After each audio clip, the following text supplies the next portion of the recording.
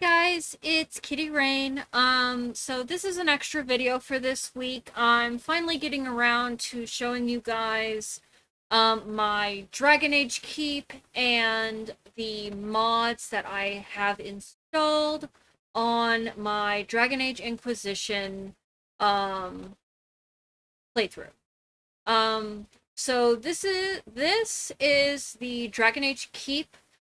So basically, it is where you can set up a world state for your Dragon Age Inquisition game. Um, now, this I these are games that these are playthroughs that I had already completed a few years ago. And I just, uploaded those completed characters into the Dragon Age Keep. All my uh, choices got put in, and then I started my Dragon Age Inquisition with this world state. And this world state is actually one that um, I knew I wanted to have for when Dragon Age 4 comes out. It's literally it's probably the best world state I could possibly have, with one exception. Um, so this was my warden. I had a human mage warden, Marina Amel. She is alive. And for those of you who have played Dragon Age Origins, know that generally that means Morrigan has an old god baby. And so, she was my ward. And I went through and Nature of the Beast, which was the Dalish portion of the uh gaining allies quests for the wardens. Like this particular I'm not gonna lie, this particular quest line took a lot of saving and reloading because I wanted to make sure that I made the absolute best decisions that I possibly could throughout the entire playthrough.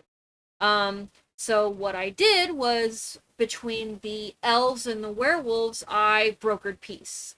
So I ensured that um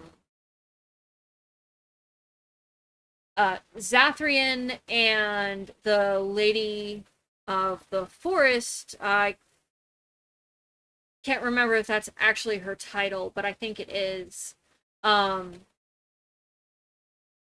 made sure that their connection was severed and they both died. The werewolves went back to human society, and the Dalish were left in peace. And the Dalish were for this particular quest line, in the final battle, the Dalish were my basically guerrilla warfare troops. Um, you know, I the I told Athras about his wife, that she was dead. Um, the young lovers, got them together. Um, Brought Ironbark, saved the Hulla, and returned Dagon to the Dalish camp. Literally the best possible options that I could make, I made. And then, um, so the prologue, I cured the Madbari. Um, I named him Rabbit. I'm not gonna lie, I named him Rabbit because he jumps around a lot and he's so cute. Um, and the prisoner at Ostagar, I convinced the guard to give him his lunch. Which was basically the only prologue options that you could really make. Um, the Arl of Redcliffe, Um, I I got them as prepared as I possibly could. Like, I took the time, I found everything, I saved uh all the villagers that I could, convinced everybody to fight that I could. Um, the little boy in the wardrobe, I got him. Um, I managed to convince him to come out of the wardrobe and gave him back the sword. And then, um, Owen's, the blacksmith's daughter, I helped her escape Castle Redcliffe. Um, Connor is alive, not possessed. Isolde is alive, which means that I went into the Fade myself so that Isolde wouldn't sacrifice herself and so that I could stop the demon from possessing Connor. And then, Bella took ownership of the tavern. Um, Urn of Sacred Ashes. I didn't poison the urn. I did not defile the ashes, which means that Liliana didn't die when, this happened. I didn't have to kill her. So Liliana is not a lyrium ghost. Broken Circle, I supported the mages. I made sure that the annulment didn't happen. Irvin, he survived, and I did not agree to Cullen's request to kill all the mages. Which, I don't get me wrong, I feel sorry for Cullen. But he wanted to kill innocent people, and I was not down for that. Paragon of her kind. I defeated Bronca. And Carradine gave me a crown in order to crown whoever I wanted. Dagna, obviously, Dagna left Orzammar to study magic, even though she's a dwarf. Now this one, obviously, since I was playing a female human warden, I did not encounter Marty before, So if you're playing a male dwarf,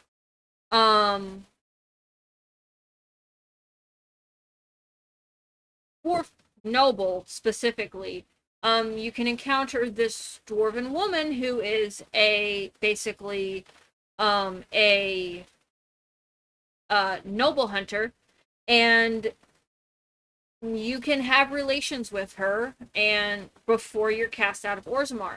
Obviously I didn't get that option, so no baby for my warden.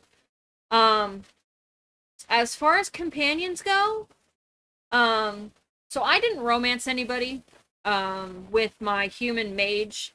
It wasn't that I didn't want to, it's just the character that I wanted to romance, not romanceable. Like, if you look down here, Loghain is alive and well. Which, I can kind of see where people are like, oh, Loghain's the bad guy. No, not really. I probably have kind of a controversial opinion. Honestly, I feel kind of sorry for Loghain. His best friend is dead. His best friend's son, his lover's son, because Loghain was best friends with Merrick, and he and Rowan were lovers for a time.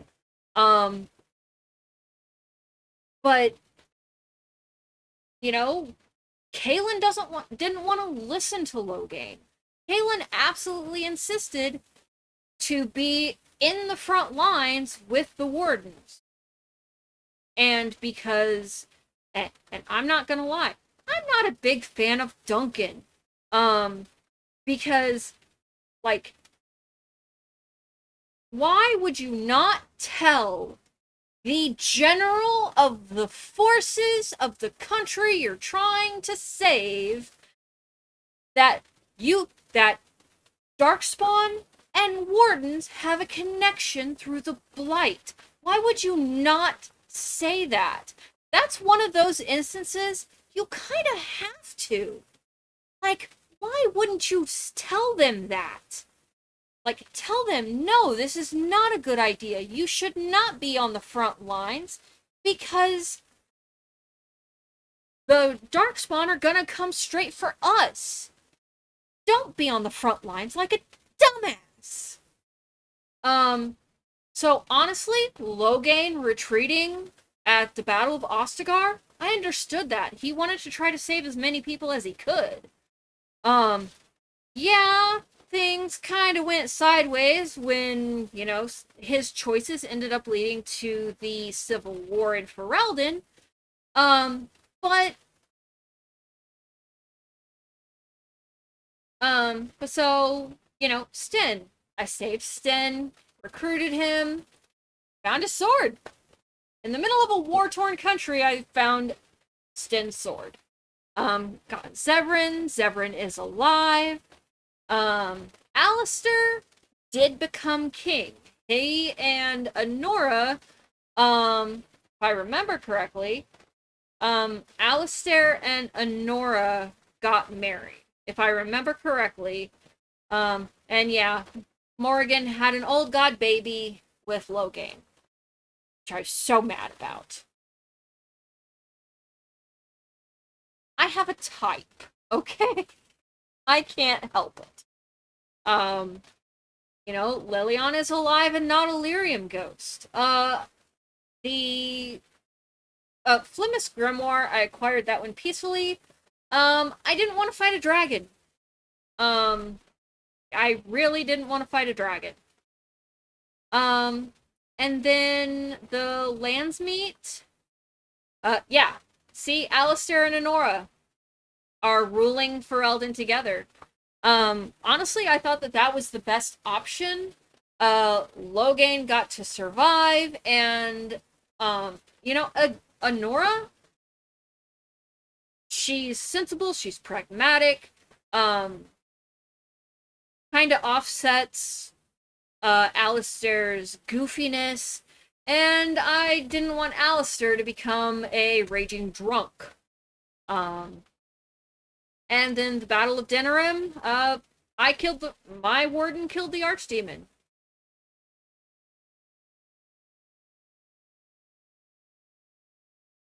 Let's see here. So, the Awakening expansion, I killed the Architect, because, you know, the Architect, not exactly acts like he's trying to do good for, you know, both humans and Darkspawn, except he created the mother, then was trying to kill her. He's the one who woke up the Archdemon in Origins. He's the entire reason that the Blight started.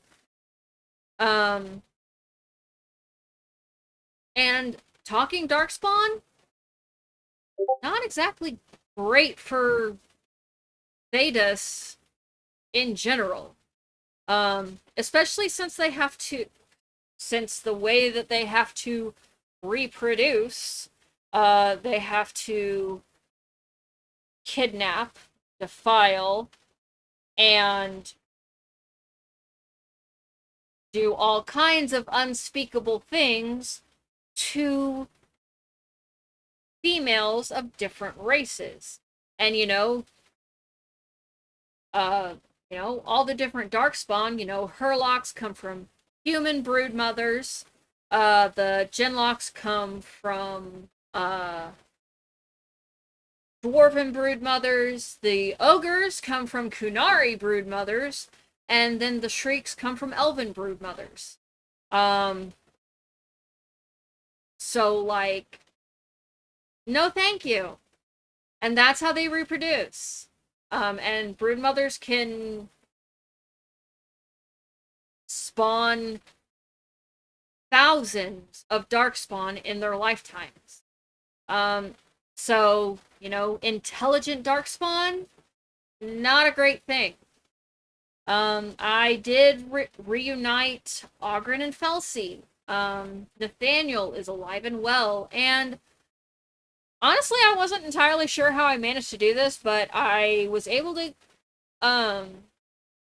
the Keep and Amaranthine, I managed to protect both of them. I was kind of proud of myself for that one. Witch Hunt, obviously, since I was playing a female warden, I didn't romance Morrigan, so I didn't follow her through the Alluvion, and she had her baby somewhere. Warden's Keep, I did gain the power of blood. I thought it was the best decision for me.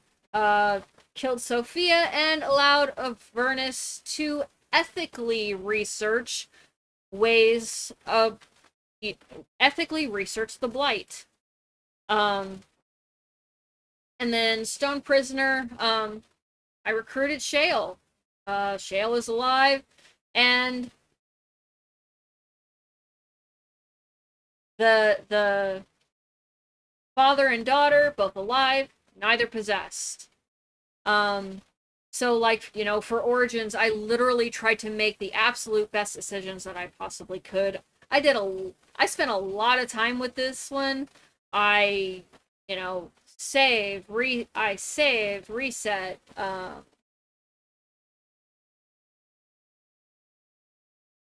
Marjolaine is still alive. Sir Landry was alive in Origins. He's probably dead by now because it's been over 10 years and he was old. And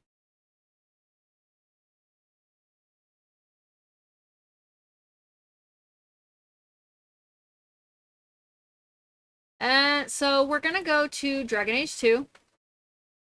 I played Katrina Hawk, she was my mage Hawk. I played her diplomatically, at least as much as I could. She was a little sassy, but she was mostly diplomatic. In the prologue, I joined the smugglers instead of the mercenaries. For Katrina, it made the most sense. Because she's a mage. And, mages aren't exactly welcome in Kirkwall. Act 1. So Dragon Age 2 was a little weird for me. A lot of the stuff that you wouldn't think was good, were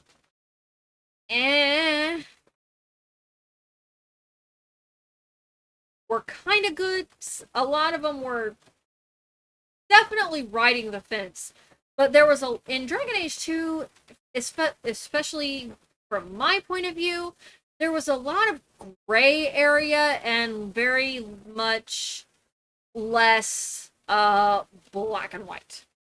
Unlike Dragon Age Origins, where there was, a lot of, you could kind of tell, brokering peace, stuff like that. Obviously very good options. Things were a little bit more muddled in Dragon Age 2. Like the mages that you could find from, I think it was the Ostwick Circle. I'm not 100% sure. But you can either, free them and fight against the Templars, convince the Templars to leave. I turned the mages over. it was the most peaceful solution, and it made the most sense to me. Um, uh, Characters that, like this guy, who was the magistrate's son, who was just, killing people. I killed him because he wasn't, gonna face justice. So, um, let's see. I got Karen reinstated with the Templars. I killed Iduna. Fanriel went to the Dalish, and I defended Katogen against the Kunari. And then that's Act 1. Act 2. Killed Gascard, obviously. What is this one? Oh, yeah, no. I didn't side with Varnell against the Kunari. And I didn't side with Patrice either, because they just wanted, like, they literally just wanted a fight against the Kunari. So I didn't give it to him. At the end of Act 2, I killed the Airshok. Which means that the Airshok that is currently in charge of the Kunari is likely Sten from Dragon Age 1. Act 3, which was, the end of the game, I gave the conspirators over to Orsino. I saved Nathaniel, reunited Gamlin and Sherrod. And I killed the dragon at the bone pit. I hated that fight. I absolutely hated fighting that dragon. Like, the dragons in Origins were actually fairly easy to fight in comparison, though the 1 and 2 just sucked. I let Karen go, and I sided with the mages at the end of things. Now, my companions, my hawk actually romanced Fenris. I was very obviously best friends, with Varric. Bartran, unfortunately did not survive things. Since I was playing a mage, obviously Carver, was the sibling that survived leaving, Lothering. And Carver became a Grey Warden. I helped Barrick discover what was causing the haunting where his brother was, and he didn't keep the idol. Let's see, I got Isabella. Fenris is alive and well. And Isabella, I was actually surprised about this, because getting her to do this when you're not romancing her is actually very difficult. But Isabella actually returned to give the Book of Coslin to the Arishok. It's very hard to get her to do that if you're not romancing her. If you're romancing her, it's very easy. Very difficult if you're not. But I didn't give Isabella over to the Arishok, which led to me having to kill him. Let's see. Meryl is alive. And she has her Alluvian. I did kill Anders. Because in the end, he wasn't Anders anymore. So, at that point, he was Vengeance, who had been Justice before merging with Anders.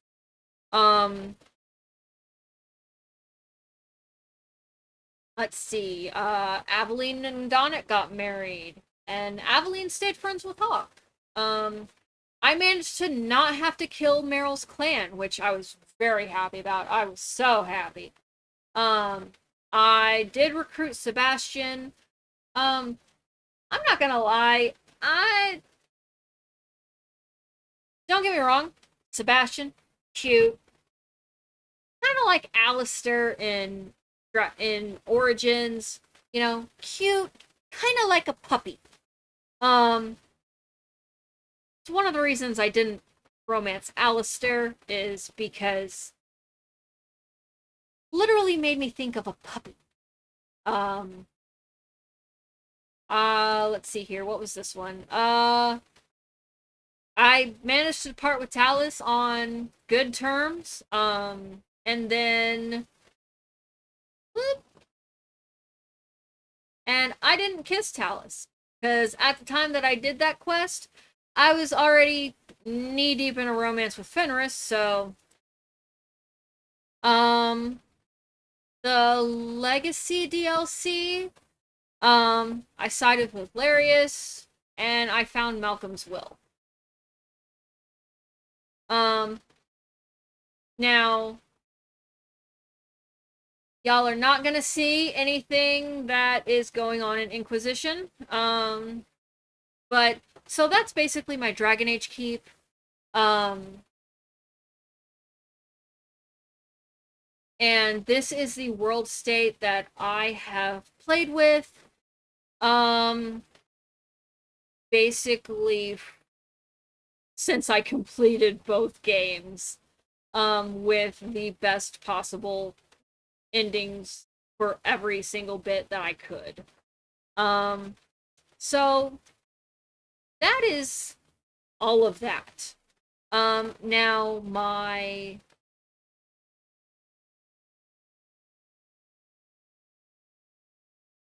my mods that I have for Dragon Age Inquisition. So the big one that I have, and actually this is also the only Frosty mod that I have installed, is enhanced character creation. Um, there are several videos on YouTube by other modders on how you can get the Dragon Age Inquisition modding tool and Frosty mods to work together. So I'm not going to explain all of that. This is basically just a rundown of the mods that I have installed. But so this is the only Frosty mod that I have installed, is enhanced character creation. Basically it gives better creation tools, so you can get better looking characters. Um, I'm using this mod so that my character will stay still while I'm creating her. SOS lashes basically just makes the in-game lashes look better. This is the face texture that I'm using for Solus. It doesn't really change much. It just um so this is the one that I think I have is the more freckles. Um and it just makes him look a little bit more high res. These are the eyebrows that I'm using. This is the eyebrows mod. War table, no waiting. Um, that way I can just do stuff and move on. More banter. Um, so this mod makes it to where banter between your companions actually happens more frequently, so that you don't actually miss anything. Because with the banter, the way that it is in game. It's kind of random. Um, so this kind of makes it to where you can at least catch those, funny moments between your companions that you have a tendency to miss if you don't have this mod. Um, so Segret, in Haven, obviously,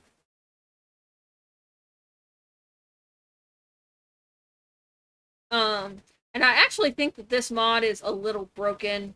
It's not working correctly in my game. He's still paying more than he would normally, um, but it's not as high as this mod makes you think it should be. But I think that this is what is causing that.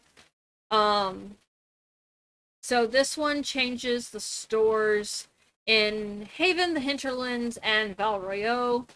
Um, oh, yep, Segret's shop. So this mod is the Segret portion of this mod is actually probably conflicting with this mod. Um, but that's okay. I don't need that much money early game. Change to the makeup. It doesn't really do much. It just so like I think I'm using this one. And all it does, so this is the default makeup map, and this is the one that I'm using. So this is the PJs. Um, I love this mod. Like, it's so pretty. There is a different version of this. The original version of this, it's like a very light, I almost want to say pink, with this part in with like the dragon wings in like iridescent rainbow colors. But I actually prefer the black silver version um instead of the colorful version. Um the more Fade Touch mod, basically it makes it to where you are finding more fade touched materials. It's not a high amount, but you definitely find more. Um, more loot. Basically just makes sure that you get more loot from chests, drops, enemies, what have you. This is for the prologue. This is the mod that basically made it to where, I got Mastercraft basically right off the bat. I got a whole bunch of crafting materials right in the prologue. It's basically a way to set yourself up um, for success. And since I am basically playing this game to its completion for only the second time, um, then I want to be able to actually play and beat the game. Um, and the first time I played it, I didn't play it with mods. So, modded hair in DLC is basically what it says. It makes it to where, if your character is using a modded hairstyle, it basically makes it to where the modded hair will show up in whatever DLC.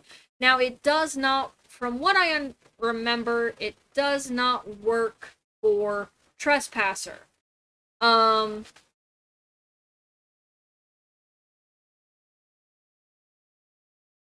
so,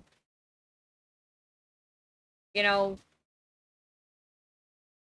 so basically, once you get to Trespasser, which is the absolute end of Inquisition, um,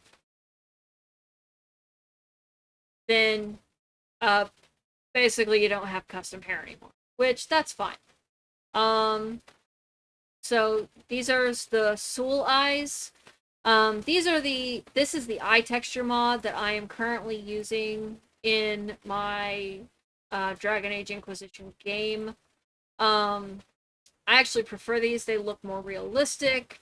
Um, they honestly they look prettier. And then this is the hairstyle that I am using.